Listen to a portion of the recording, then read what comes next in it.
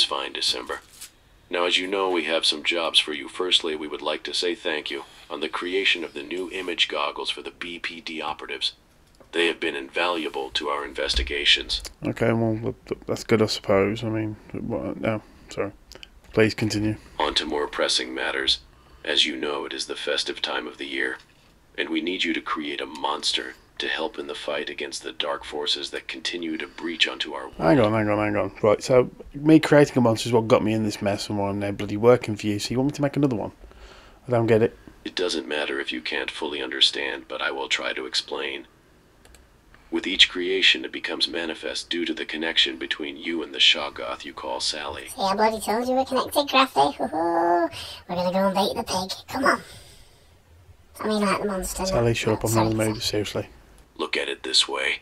With each view your video gets, it will manifest a sigil or spell if you prefer.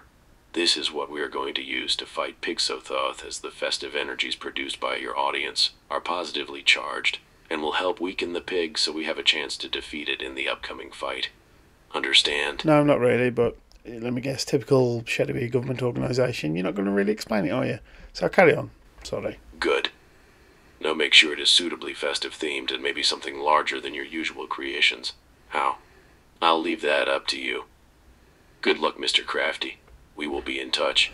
Right, and oh. That's just rude. Or is he? Is he hung up, is he? Yeah. Yeah, he's hung up. Right, so I've got to create a festive monster that's bigger than something I normally do. Okay, easy. Crafty, if I may. It's time for a crafty Christmas, ladies and gents. Woohoo, here we go. Right, so here we go. I'm going to create something festive, monster, as you've heard in the recording just. Oh, it's going to be fun, this one. And I think I've got a cheap way of doing the scale that the agent mentioned. I hope it works. If not, I'm sure they'll let me know and have a go at me. The gits. Right, so starting off with a ball of foil. I'm covering this in air dry clay. So the idea is I'm going to make a giant snowman. The giant bit's the tricky part so far, but a giant scary snowman with branches for legs, almost spider-like, and then all the usual accoutrement, carrot nose, weird hat, things like that. And this is it, this is the process. So first part of the snowman, just a ball of foil, covered him, and I'm just measuring out here like more foil, and just getting the size right, because effectively like the three balls that you traditionally put, they get smaller, and then the head, but with the head we're going to do something a little bit different. We're not going to put it on top, we're going to mount it sort of front on, just to give it sort of like an arching back. That's the original idea. So again, covering this second ball of foil in the air dry clay, and then we'll smooth it together in a moment so it all looks like one big lump of snow. Alright, and this is my favourite stuff. I like to use this on a lot of projects. So this is just your bog standard wall filler. Got this from, I believe, Home Bargains for those in the UK. But I'm guessing there's like a dollar store and things for those abroad. But it's what you use for like all-purpose filler for your walls. And I'm just using this to smooth out the edges, and because I read this was a good hack for air dry clay. And then if it does crack, which looking at the product at the moment, it has slightly in a few areas, you use this to fill the cracks. And it just gives it a nice texture, and as I'm sort of like, I'm here now looking at it, when it's all painted up, it's going to look really good. So just giving this a good coat, rubbing it all in, all over the main body of the piece. Dead simple, dead easy. And this wall filler as well we're going to use on the base, because I've got an idea of how we're going to get this to look like a monstrous scale. Right, so now I'm coming up with the idea for the arms and the legs. So obviously snowmen traditionally have branches for arms, and that's what we're working at here. So I'm just rolling out some worms first of all, getting a rough idea of shape and length and sort of thickness that I want for each of because there's going to be 4 legs and 2 arms. And then from those we're going to start giving them the texture so they look like the branches and things like that. So it starts off just getting them all mapped out, as it were, onto this piece of paper.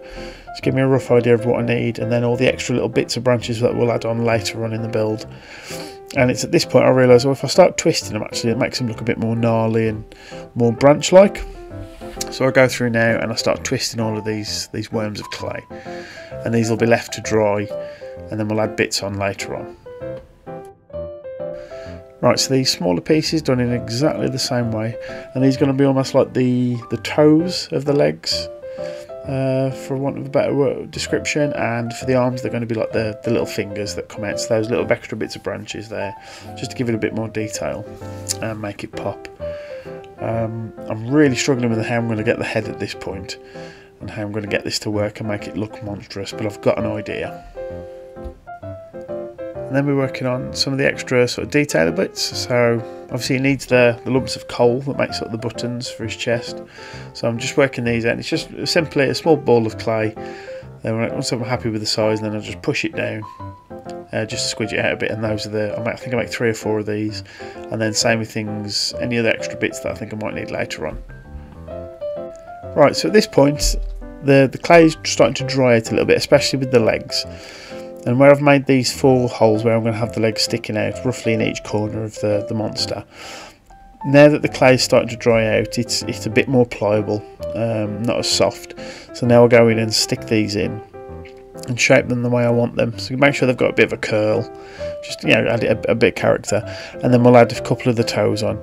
It's really simple with air dry clay. I just use some water and use it to smooth it on around the edges, because once this is dry, it'll get a full coat of watered down PVA or Modge Podge anyway, just to strengthen everything. But I'm just going around and adding all the toes. Right, at this point exactly as we've done with the legs, but the arms are a bit shorter, a bit stubbier, so they're not going to sag when I put them on. And these, I do make sure there's a bit of PVA glue on the inside just to give them that bit extra strength. And you can see I'm no care with this, just a lump with my finger and it works. And you squeeze this in, get it to roughly the shape you want the arm to sort of stick out. And same with the other one. Really simple to do.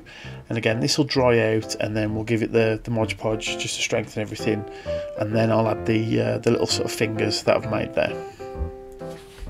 Okay, so with the head, because I can't use a lump of air dry clay because it doesn't hold detail as well, and I can't really use polymer clay because obviously I have to bake to cure that, and I can't put the air dry clay into the actual oven, otherwise it'll completely crack. So instead I've used a ball of milliput, and I've just measured it against the side of the sort of body there, because I want this sort of arching head with big shoulders, because this will all get blended in later on anyway. And I'm just going to start working on the idea of the face and what I want from it. So it's going to have a traditional carrot nose, some deep eye sockets where I'm going to put these beads and little red eyes.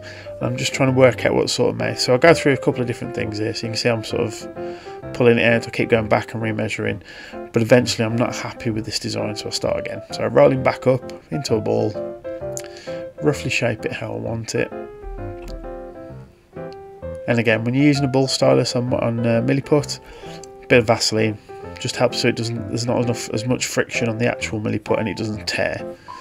So I'm starting off with the eyes, and I know I want misshapen eye sockets, one bigger than the other, which you'll see I do keep going back and forth on these to reshape them, because as you're handling it, you'll squash it and things. And I'm thinking of an idea for the actual the mouth now, and what I want from it. And I thought of almost like a stitching that you sort of see for Halloween on like Frankenstein, or I suppose the closest thing maybe Nightmare Before Christmas, Jack Skellington. So that's the sort of the mouth we're going to go for. So I'll just use a blade just to cut it in, and then I'll shape it out and dig it out from there. And you'll see this as I'm back and forth, not always 100% happy initially, but as I go back and forth you see that it starts to take shape. And this is where I start to go in there with the silicone tools, sort of elongate the mouth, put this stitching up the side just to give it a bit more character, and just adding more definition to the milliput. As it starts to cure, it gets quite stiff and tacky, almost like polymer clay, and that's the best time, within a couple of minutes, and just start working on it. You have to be pretty quick. But one thing I will say about polymer clay is obviously you've got a load of work time, because it's there. It can be keep being reshaped until you've actually baked it. But milliput's much in the same. It's just once it's cured, so you've got to get it done. But I end up quite happy with the face on this. It looks quite sinister, and you'll see that every so often when I'm putting these impressions for these like stitching around the mouth, I'll go back in and reshape the eyes, things like that, because I've accidentally squashed it. So here, and just make sure that eye socket's full again. So I'm coming up with an idea for details for the actual head now. So I want to do like a jaunty Victorian top hat type thing. So I've just started off with a ball of clay, squished it out into that circle, and it's naturally done these little cracks and tears around the edge, which is good because I want it to look, you know, obviously it's been well worn.